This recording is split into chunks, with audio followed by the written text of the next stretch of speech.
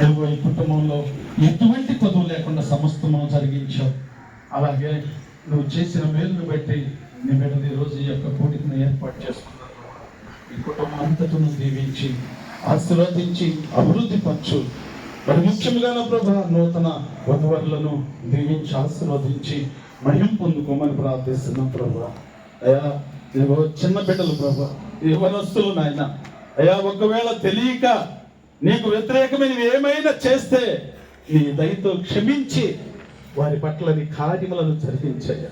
సమాధానముని ప్రభా, నెమ్మదిని ప్రభా, మంచి ఆరోగ్యాన్ని ప్రభా, కావాల్సినవన్నీ కూడా సమృద్ధిని దయచే ప్రభా. అవన్నీ కూడా పొందుకోవాలంటే నిన్ను కలిగి ఉండాలని నీ వాక్యము ద్వారా నువ్వు మాట్లాడావు ప్రభా. వెత్తబడినటువంటి వాక్యానికి లోబడి జీవించే జీవితమును ఆ నూతన వధువరులకు నువ్వు దయచేయమని ప్రార్థిస్తున్నా. నీ దీవెన నీ కాపుదల మెండుగా బిడ్డలకు అనుగ్రహించి నీ రెక్కల కింద భద్రపరిచి నేను మహిమ పొందుకోమని క్రీస్తు నామములు అడుగుచున్నాము తండ్రి. ఆమేన్.